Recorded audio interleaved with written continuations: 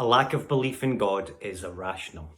That's the argument from this book, God, the Science, the Evidence, The Dawn of a Revolution. Join me, Dr. Chris Searle, a molecular biologist, as I read this book to find out what all the fuss is about. And I'm reading this book as an atheist myself.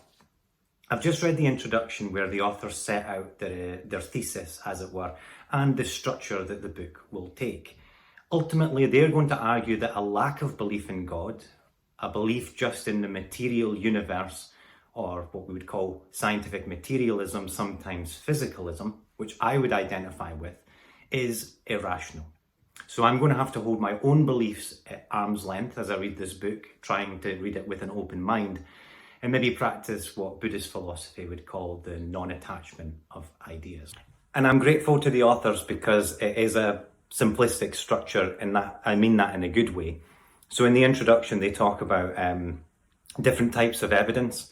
So in mathematics, you can have absolute proofs of mathematical theorems. For example, Pythagoras' theorem that describes the geometry and maths of triangles, that could be proven without any doubt. But they say that in the real world, evidence does not work like that. You don't get absolute proof. You can only accumulate evidence in support of a theory, and you can find evidence that disproves a theory. So what happens in the rest of the book is they provide different types of scientific evidence as to why a belief in God is a better description of the reality that we find ourselves in than a lack of belief in God. And then they are going to go a bit further, it seems, to argue that to not hold that belief is a form of irrationality, which I can imagine might ruffle a few feathers.